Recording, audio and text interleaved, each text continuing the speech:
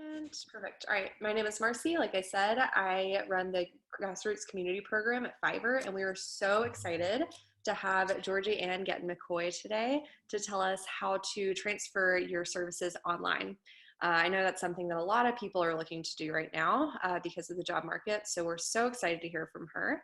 And without further ado, I'm going to turn it over to Georgie. Thanks for being here. Thank you so much for having me, Marcy. Hi, everyone. Thank you so much for all being here. As she mentioned, I am an entrepreneur. I'm a founder, and I actually got my start in a lot of the entrepreneurial work that I do. I got my start on Fiverr, so it's always nice to partner with them and work with them to kind of give insights to other people of how to, get that start, get it going. So I have a slide presentation for you guys today. And while I'm presenting the slides, I want to prep from now, start forming some questions. I've been an entrepreneur since high school years. In college, I started multiple businesses, an ed tech startup, a travel startup.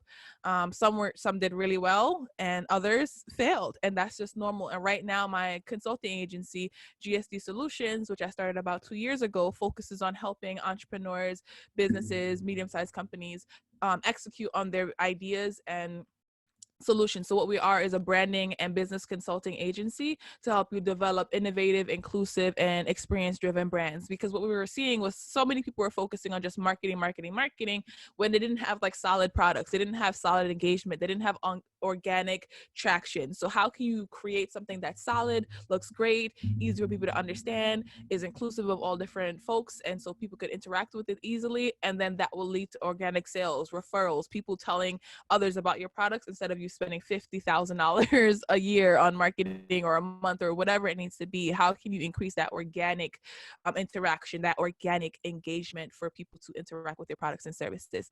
So in this workshop, let me get my slides up. Okay.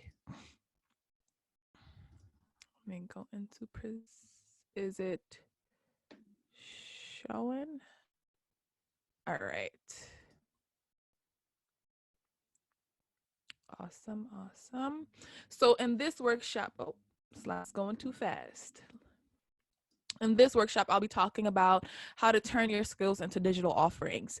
I had to do this multiple times throughout my career, right? You want to turn something that as a skill. Maybe it's babysitting, maybe it's, construction industry, maybe it's architecture. And as we are experiencing right now with the world kind of upside down, a lot more people are trying to find side hustles. They're not sure of their careers. You might be furloughed, you might be temporarily laid off because of everything that's going on. There's no guarantees in what's going to happen next. And so in order to prepare yourself or just have more stability, turning some of your skills into digital offerings is the way to go. You could keep those digital offerings if you do go back to work, and you could build on those digital offerings if you don't go back to work. So again, my name is Georgie-Ann Getton-Mckoy. My personal brand is GSD with Georgie. So you can follow me and find me on all social media at GSD with Georgie, Twitter, Instagram, Facebook, LinkedIn. That's how you find me. And I'm an execution strategist. What that means is that I help individuals and companies take a look at their current resources, as well as take a look at their goals and figure out how best to use their current resources in order to get to their goals. I came across this role and this title because as a young mom, I was a teen mom, a mom of color, an immigrant to the United States. I had to be really intentional about how I used the resources that I had in my life. I didn't have a bunch of money. I didn't have a lot of time. I didn't have a lot of resources.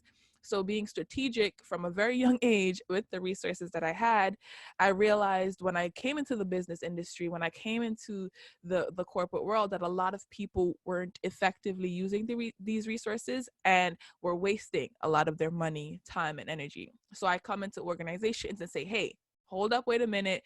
You don't need that big batch of funding. You just actually need to reallocate this person's time, that person's resources to better get to your goal. And that's exactly what I do on a day-to-day basis. My organization, GSD and McCoy, which is where GSD Solutions, my consulting agency, lives. You can find me on LinkedIn and social media, as I've mentioned before. So to start off this workshop, and I'd love for you guys to put these the answers to these questions in the chat. I want you to ask yourself, right? First, what am I good at? And I don't want you to just give like a little basic answer. I want you to really think about this. What are you really good at? And it doesn't have to be something professional. Are you good at cooking? Are you good at braiding hair? Are you good at are you good with kids, right? Are you good at calming down an angry child so that they be more well behaved? Are you good with pets? What am I good at? Who am I good with? The second question, and I hope you guys are writing this down on the paper for yourself. You could throw it in the chat, but also keep this on a separate paper because this will help you build out those digital offerings and digital skills. What do I have a lot of knowledge about? Right? Was your degree in English and you never really used that expertise, right? Was your degree in sociology, you never really used that expertise? What do I have a lot of knowledge about? Do you like to research randomly, statistics about women in business? Maybe that's your thing, right? How do I like to work? That's the next question. And this one is very important, and we'll talk about this a little bit later. Do you like to work at night? Do you like to work independently? Do you like to work on a team? Do you like to work on big, fun, crazy, creative projects? Are you more of a hands-on person, right? You need to be doing work with your hands. Are you more of a behind the scenes, a camera person? Do you not want to be seen or not touch anything? You're introvert. You just like to do the work, hand it off to the person, and they'll be on stage, they'll draw, they'll create, they'll market. So understanding how do you like to work? And this is a great opportunity to figure this out because many people might be stuck in careers or jobs that have put you into a role that you do because of that income, but it's not necessarily something that you like to do. So the key thing here is how do I like to work? Think about that. How do I best communicate? Right? Do I prefer to be micromanaged? Do I need somebody, on me every day? Hey, Georgie, have you submitted that? Hey, Georgie, this is late. Or do I prefer to just be given a project, a timeline, let me fly, and I'll give you the project when it's ready? How do I best communicate? Do you want updates daily? Do you prefer text, call, emails, video chat, mail, physical paper mail? Is that how you best communicate and like to be communicated with? And now this is the more important part because a lot of people shy away from this one. What is my monthly income goal? Before, when you had your job or when you're working in a set industry, your paycheck is this much every week. But is that really your monthly income goal? Do you need to make 5,000, 10,000, or 2,000? What is your monthly income goal to cover your expenses and live comfortably? Figure that number out, so add up all your expenses. And then add like a little bucket for the miscellaneous expenses. I know you like the, miscellaneous snacks. So put a little miscellaneous budget, $400, $500, $100 extra for miscellaneous things that you might buy throughout the month, and get your monthly income goal. No number is too high or too low. It's about your specific income goal that you want to get. And then lastly, but definitely not least, how many hours can I work per week? And we should have flipped this one. How many hours do I want to work per week? Do you want to work a full 40 hours? Are you a person that likes to keep busy and maybe right now is a little stressful and you want to actually work 60 hours a week so you're super busy, super packed, you have something to do at all times? Do you only want to work 10 hours a week? Maybe you're homeschooling, right? I'm experiencing that right now. I'm working. I also have 2 children, so we're homeschooling. Then I have a house full of family members. What is the best time period, and how many hours do you want to be working, and can you realistically work a week? So think about these questions, and I'm gonna ask you guys to put some of your answers into the chat. We'll come back to that a little bit later, but screenshot this, take down these questions and ask yourself these questions because it will be essential when you are building your digital skills. So what I'm going to talk about today is 3 different offers of things that I've actually done, because I don't like to just talk from, oh, I've researched this is cool. I'm going to talk from things that I've actually done, and I could tell you the steps of how to make these things real and attainable and achievable. So that's what I'm going to focus on, the things that I've actually done that have been real for me, and how you can do some of these things the same. And I've seen other people in the industry do these things. So the first thing that I've done as a digital offering to share my skills and expertise is created ebooks. So here is a sample of like 3 of the books that I've created. So one of my first ebooks was the 10 Daily Habits of Successful People. And I wrote this when I was, I think, either 18 or 19 years old. So super young. I was just exploring the startup ecosystem and the tech ecosystem and just understanding success in business and entrepreneurship. And I said I wanted to put something out there to kind of encompass this research that I was doing. I now had all this knowledge and expertise and ideas and things that I was doing and implementing and seeing other people do. And I wanted to share that. So that's why I went ahead and wrote this ebook. That was the first one. Then in college, I did a big research paper, very intense. A lot of different topics and themes are in this research paper. So I was like, I should publish this. I did so much work on this, and I published that also as an ebook. This one is the past, present, and future prospect of Black and Latino tech innovators. Second ebook. And then last year in 2019, I published, it was a print book and an ebook, The Art of Getting Shit Done, which again encompasses all my knowledge. So what an ebook does is all, these icons are like physical pictures, but this is just like a mock-up.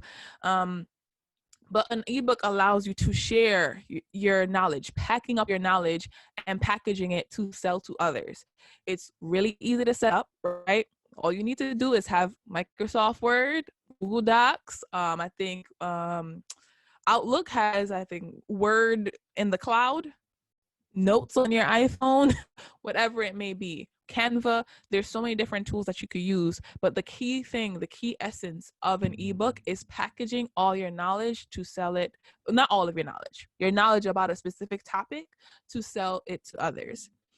And some of the ways that you could do this and things that you could think about is breaking down complex topics, right? That's a topic that you could put into an ebook. So let's say you know all the ins and outs of mechanical computing, right? You know all the ins and outs of how to cook the best lasagna, right? If you are a cook, you could create a cookbook.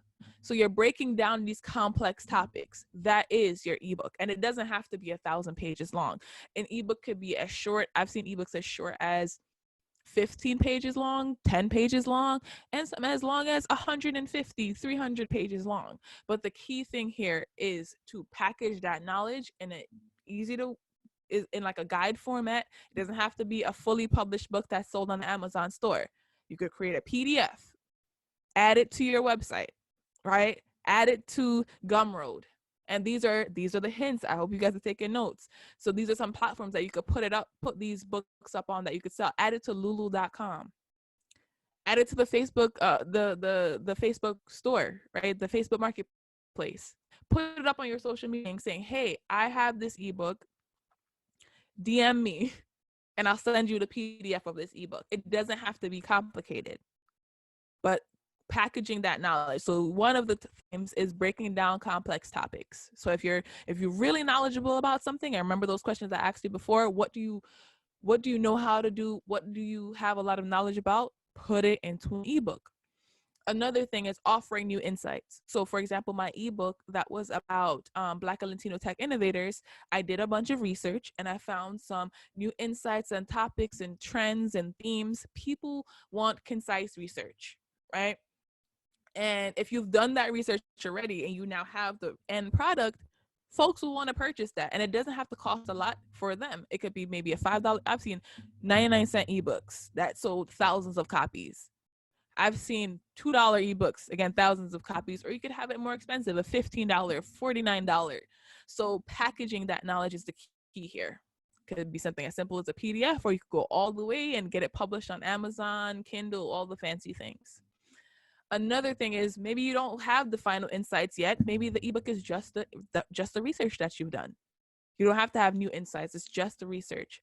I researched what is it like for corporate people, what is, if we use the topic right now, coronavirus, who is most impacted by COVID-19 and what does that mean for the job market in 2021? That could just be a research paper, a 30-page research paper of things that you've researched, and just now you have the knowledge of that topic, and that's going to be what your ebook is about. But when you think of ebooks, to just kind of bring it all together, is a piece of material where you package your knowledge and sell it to others, and a DIY for you, for dummies, step by step. So again, it's something that a person could do it themselves, They could read the book themselves. They don't really have to interact with you post reading the book. They could follow up if they have questions. And I have some ways that they could follow up in the next 2 steps. But think of it as something that you package up the information, sell it to others. They could share it, sell it. It's easy to download. You could put it on your website. You could put it on Gumroad. You could put it on, a Shopify store. But it's just packaged knowledge that of your expertise. So you don't have to go out there and find something new. It's just you flushing out something that you already know into a PDF, a simple Word document, and then offering that for sale to others and to the public. Offer number 2, the consultant. So, right, let's go back to a topic of, I don't know, I'll use myself as an example.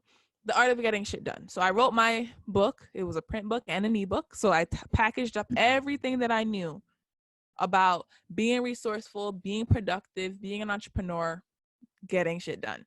And then people are like, wow, I can't believe you did this thing. One of the things that I did, wrote a book. So people were excited about the fact that I wrote and published a book.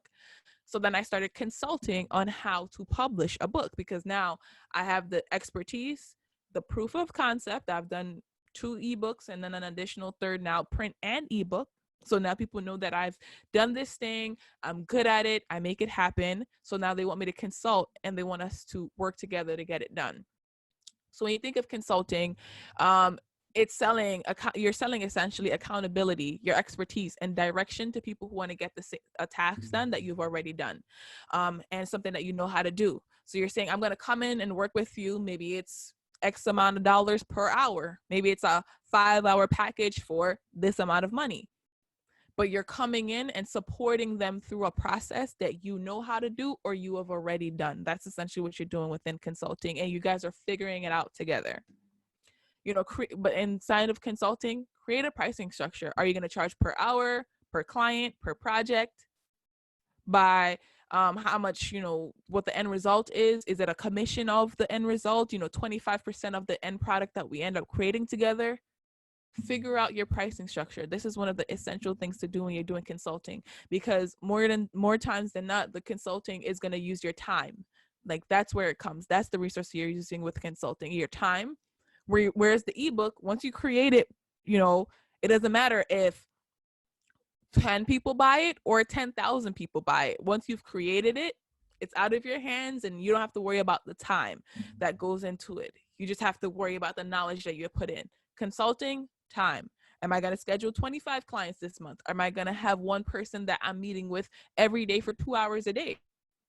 How is that? What's your pricing structure, and how are you going to meet with people? And then you have to create a program that has that shows clear milestones of success. Is it saying that I'm just going to talk to you and keep you accountable, and that's the end result for the client or the person that you're working with, right?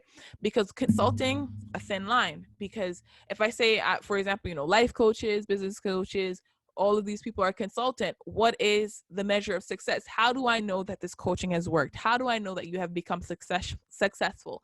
And this is essential for you to create before you go out there and start doing the consulting, because your client will then say, oh, we've been working together. I bought your 10-hour package. It's been 10 hours. We've worked together.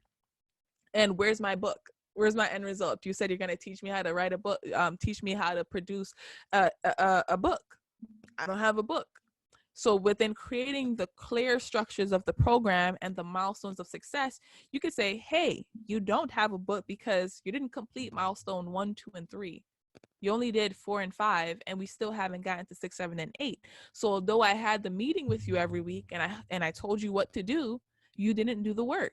So I'm still warranted my fee that I charged you, right? Because realistically, I'm warranted my fee. I did invest my 10 hours of times into you. So now I'm expecting my payment that we said, because you did not complete these parts of the timeline. You didn't complete these milestones that were essential to getting this task done. So that's another thing to think about when you're doing consulting. Having a booking calendar. Because once people start booking you, you need to know who you're meeting, when you're meeting them, and then setting that time. So this is where the question that I asked, how many hours a week do you want to work?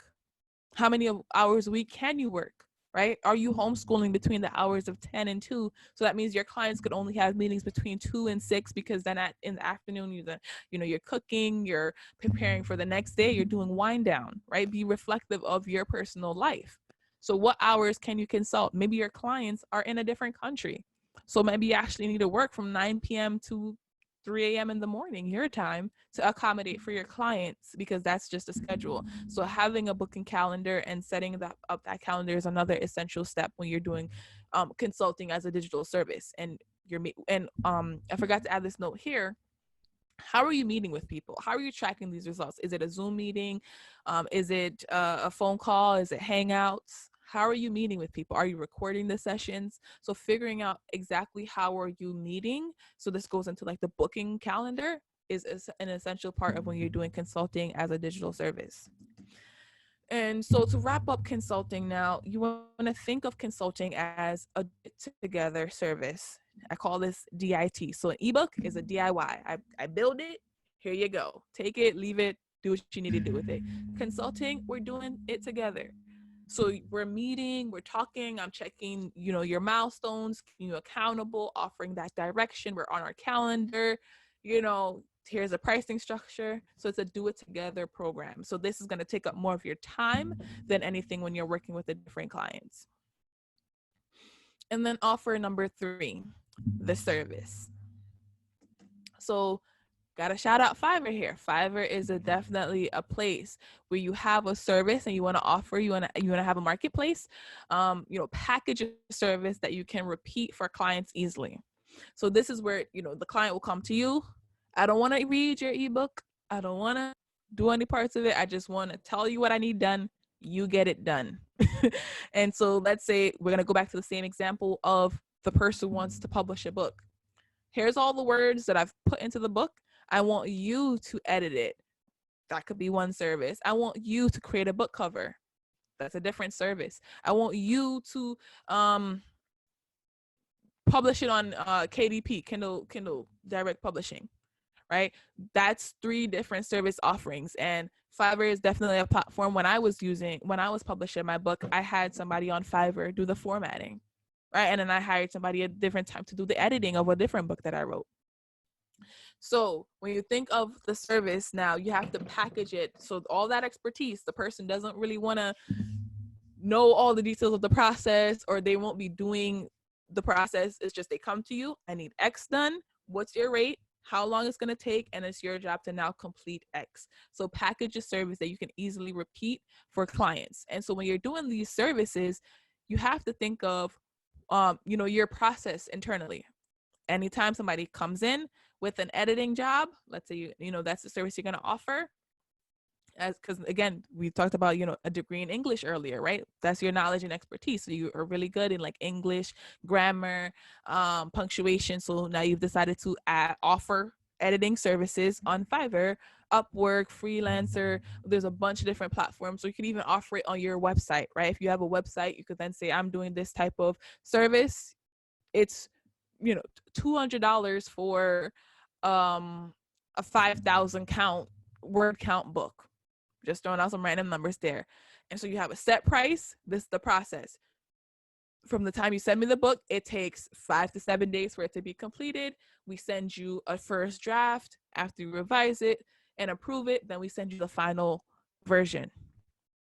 That's your process. And you can repeat this with all your different clients and letting them know, okay, you're at stage 1 in the queue, you're at stage 22 in the queue, right? But you need to have a process. You need to document your process potentially as a PDF or, something. If you want to write it down, you need to document your process internally. So in the event that, a lot of people are booking your service and you want to maybe outsource or expand and have other people join your team, this is something a little bit later.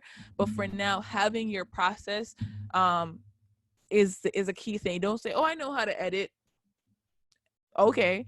And then 25 people book tomorrow, right? So when you have a service, the key thing to remember is having that internal process so that way you can know how exactly to repeat that process, right? Rinse and repeat. So no matter if it's 5 clients or 25 clients, you know exactly what you need to do and the steps you need to take for each client, and clients know what steps to expect. Okay, I sent it to you on Monday.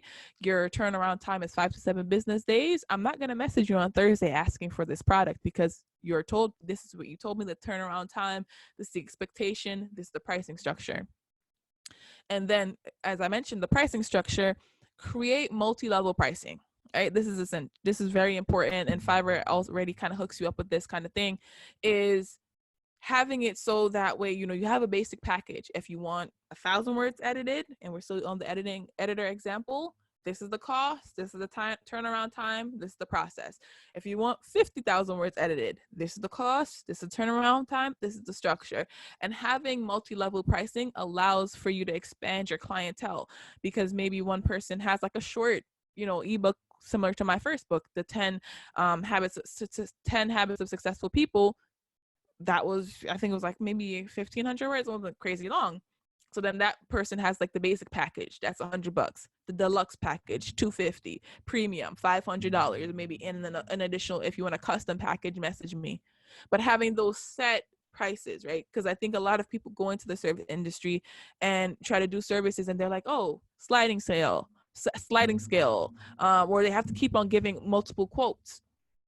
Right now is for your sanity, right? Especially when you're starting out. And even if you're like at an intermediate level, just have some set pricing. And maybe you could structure it as, okay, this is the price for the basic package. And then you have add-ons, optional add-ons. If you want me to also throw in a book cover, it's this much price. If you want me to throw in, some formatting, it's this much price. So adding different add-ons is a good way to price your services, but you need to know, okay, this is how much the service costs. These are the packages. And this also helps you set up that monthly income goal that we were discussing before.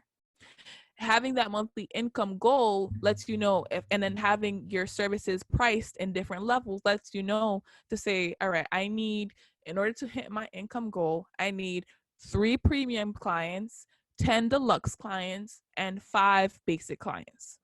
And then you could start, if you're doing any type of marketing or outreach, you know exactly which packages to focus on, and you know how to spend your time. And especially if you have, again, managing your time, another question that we discussed, how many hours a week would you like to work? If your premium packages requires, 5 hours of work, then you need to then say, okay, premium package, I need 2 for my monthly income goal. And then it takes me 5 hours to do each of those 2. So I'm allotting 10 hours of time, and I will earn this much money if I hit the goal of getting these many people into my premium service.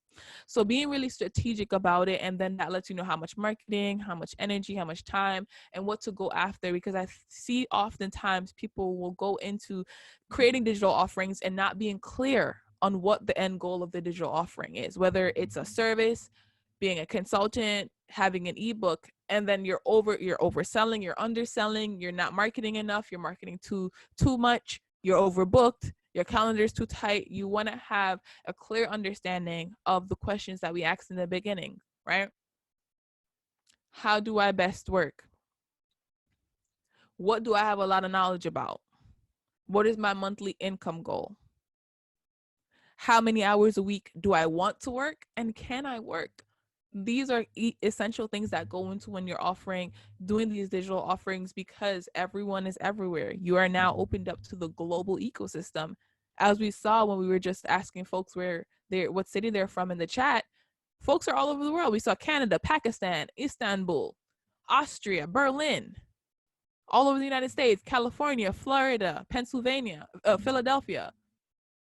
People are all over. And so knowing exactly what your hours are, your income goals are, your knowledge and expertise is, allows you to do something very important, which is called niching it out.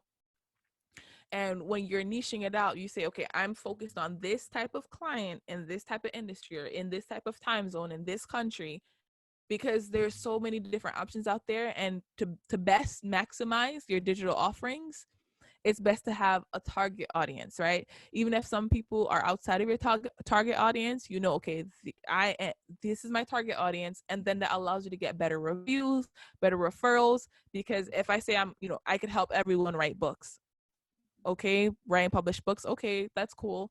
But if I could say I'm an expert at helping people to produce cookbooks, the most amazing cookbooks, and you have 20 reviews of cookbooks that you've made, 20 reviews from chefs and individuals that say, yes, this person helped me with my cookbook, here's an example, that's more solid. And then you could get all the people that are looking for cookbooks, then people that are just looking for books, and then you have 10 reviews of cookbooks. If I'm just looking for a regular print book, I might not want to go with you, but if you tell me you're a cookbook expert, everyone will come to you for that service.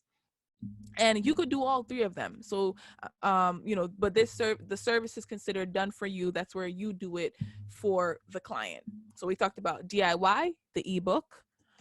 We talked about do it together, doing consulting and being a consultant. And then we talked about done for you, which is offering a service, right? A prepackaged service, pre-made service that you could offer to potential clients and people that want to use your service and have you just get it all done for them. DIY, ebook, do it together, consultant, and done for you service. So these are 3 different ways that you could digitize your skills. So, but before you do all of that, remember to map out what these skills are, how you best work. If you're not a person that wants to be face to face with people, you may not want to do consultant, right? That's just totally off your list. You don't have time to do that. If you have kids at home and you have family at home that you have to take care of, and you can't be spending 2 to 3 hours a day or a week doing consulting and keeping your client accountable, maybe you just focus on doing an ebook or doing a service where you could just do it on your own time, send it off to the client. With the ebook, after you commit the time, it's just then marketing and just having it be sold. Service, new clients come in, you get the job done. Maybe you don't even like to work with clients, right? You don't want to work with people. You don't want to work with deliverables. You don't want to get their approval. Just pump out ebooks. Every 2 weeks, 3 weeks, you're pumping out a new ebook on a different topic. And that's the product or service you're putting out there. So we've come to the end of the workshop of this talk, and I'm going to open it up for a Q&A. But before I do that, again, my name is Georgie-Ann Getton-Mckoy. You can find me on social media at GSD with Georgie, and this is my direct email, Georgie@GSD with Georgie. So definitely reach out. Happy to talk with you, or we could do a consultation. And I offer all 3 of these these things. So I offer ebooks, I offer consulting, and I offer various services to help others get it done. And I see Marcy's back on the screen, so I'm going to come out of the presentation mode, screenshot this, guys, and I'll put it into the chat as well. And then love to answer some of the questions and check out what you guys were saying in the chat previously. Perfect. Thank you so much, Georgie. That was incredibly helpful, and I love how you segmented that to fit the lifestyles of the people who are watching. So I think that was really helpful. Thank you. We do have a lot of great questions. So first off, I love this one from Michael. If you want to attach a coaching service to your ebook, what is like a strategic way to do that? So if people read an ebook and know that how can they know there's a next step in talking to you? Yeah, so definitely adding it as like a follow-up as text in the ebook, right? So adding it I would say adding a little bit about it in the beginning of the ebook, and then adding a little bit about it, a lot more about it in the end of the ebook. So now they've come to an end, they've gotten all this knowledge, and you could format it like that, saying, hey, how did you enjoy the ebook? You've come to an end of the book. What's next? I know you probably are wondering what's next. Here's what's next. Go to this link to book a 30-minute or a 20-minute intake. You could either charge for this intake consultation or just say and book a 20-minute free consultation with me, and we could discuss the next steps for how it would best work for you. Have the link in there, right? If it's an ebook, they got a copy and paste. Maybe it's a number that they text if you're all fancy, right? Email this email. Fill out this form, have that as text inside of the ebook. And then also when people are purchasing your ebook, I don't know if you've connected it to any newsletter or mailing platforms, so it automatically sends them something. Congrats on purchasing your, or 5 steps to creating a cookbook ebook. Schedule a consultation, or you could have it to send out a week after they purchase the ebook. If you estimate it'll take them a week to read it, hey, have you completed the ebook? Here's the next step in the process if you'd like to work with us so we could do it together. And use that term, right? This is not my term. This is, let's do it together. And that makes people feel more comforted, like you're helping them and you guys are going to be doing it together to finish that task. That's a good way to add the consulting. I love that. So kind of creating, like having an ebook be part of your marketing funnel, and then and making sure you're following up with those people after they buy it. That's really smart. While we're on that subject, in terms of scheduling calls with people, do you have any resources or platforms that you would recommend for that? Like I know I use Calendly. Do you have a different one, or is that your go-to as well? Yeah, I use Calendly also, and I love Calendly. It's so easy to use. I know some folks use like Square Bookings. I know that integrates into Instagram pretty well. Acuity Scheduling is another one. Book Me. There's a bunch of them, but before you start going out there, right, find something that's easy and cost effective. If you go to a website and you start trying to set up an account and you're just like, oh, this is taking forever, leave. Right? Not because somebody said it's a referral or somebody suggested it to you or all my friends are using this platform, right? If it's already stressing you out, imagine what it's going to be like for your customers, right? So just be really mindful in when you're doing that. Don't ask, don't overdo it. I feel like Calendly has a beautiful interface. It's really easy to set up different appointments. So that's why I love that platform. It's just super quick, easy, boom, boom, boom. Everything's connected. Awesome. But yeah, somebody else might hate it. That's perfect. And then along the same vein, while we're on the subject of ebooks, I know you mentioned a couple of these in your presentation, but do you have any recommendations for different places where you can market and sell your ebook? Like any specific platforms that you've really enjoyed? Yeah, so most of my ebooks I've sold on my own platforms. If you have like a longer book, I think Amazon requires, I think it's like 45 pages in order to publish it. I don't remember if it's a word count or a page count in order for it to be published on like KDP, but that's always a good way because people are searching on Amazon for books all the time. So if you can, get the length, so just research how long it has to be. I don't think it's like super long, and you can like spread out the pages or something. But yeah, so just putting it there. And then social media is always a good one. Right now is a great opportunity to throw up like small ads, right? Because not a lot of people are using Facebook and social media ads. Ads are pretty cheap. So that's also a good way to kind of market it. And then in different circles. So through hashtags on social media. And then if you have Pinterest, I know through different circles, you could then directly refer people to the ebook. Gumroad is another one. It's like a marketplace, and you could like share that on like as a link, and people could pay what they want or pay what they can with like a suggested amount.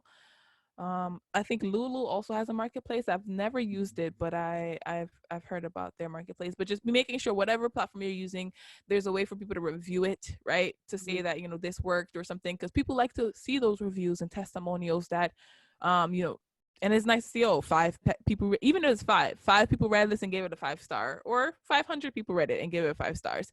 But having a way to show that feedback and that testimonial is really important, so people know that, oh, it's working. It did what it needed to do. Perfect. That's great. And I'll throw one more in there, is doing speaking engagements to promote yourself and gain exposure like you're doing right now. So now everybody on this webinar knows about your ebooks. Perfect. And then this one's from Angela. What are your thoughts on professional liability insurance? Ooh. Or do you have thoughts on professional liability insurance? I do not have that. I don't know if it's a bad thing. I don't. Now you got me worried, Angela. That's okay. I think I feel like you'll know when you need it, right? So when I work with all my clients, there's contracts in place that I do. So I have like a consulting contract. I don't do any like personal like life like coaching. I like most of my services like, okay, you want to get this goal achieved.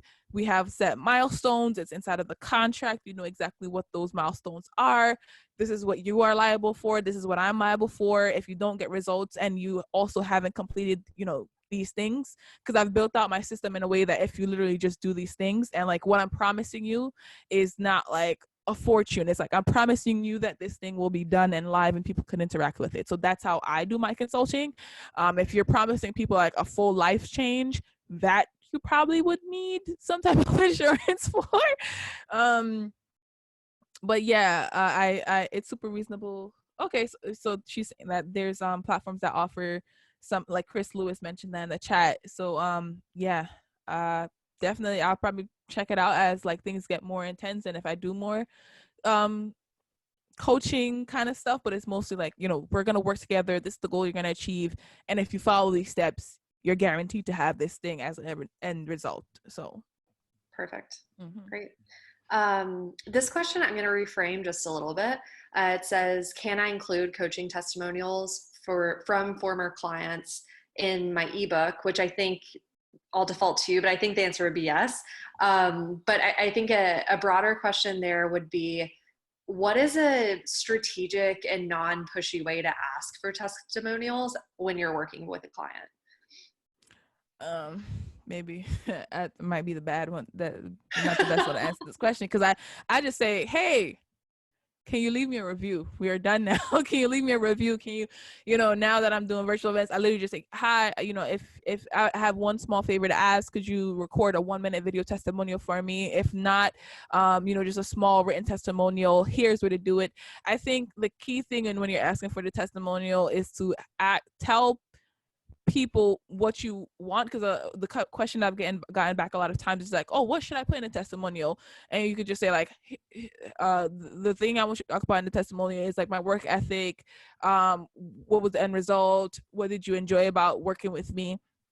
So give them some talking prompts, or like points, and then telling them where to put it, right? So if it's like a video, hey, just text it to me, email it to me. If it's a written thing, hey, post it. Here's the link to my Google pages, right? Here's the link to my Facebook. Here's the link to my Amazon. This is where I want you to put the testimonial. Then here's a form on my website. So just having a direct way of what they need to do, and also giving a timeline. By next Wednesday would be great. Anytime within the next step, you know, because we all have busy lives, and it's gotten busier by the end of this, because of this crisis. So if you tell me when you need something by, I'm almost 100% sure I could get it in by that time, because I could, you know, I don't have to do it right. I know I don't have to do it right now, but I do know when it's due, so I could find time on my own schedule to just get it done. So that's how I work, and that has worked really well for my clients that I've worked with, to say, hey, you know, get it to me in a week. I would love if you could have it by Friday, and they usually get it in on their own time, by the deadline. That's great. And I think what you were kind of getting at there with like making sure they know exactly how to do it is like make it as easy as possible for Yep. them. So it's like not a lift for them, and it's just making sure that they know how to praise you and let other people know that you're great. So that's perfect. Well, we are coming up on time, so Georgie, thank you so much again. That was incredibly helpful information, and I think everybody has your contact. If you want to Yeah, I'll put it put in the your chat again. email or website in the chat one more time, just to make sure they have it, that would be awesome.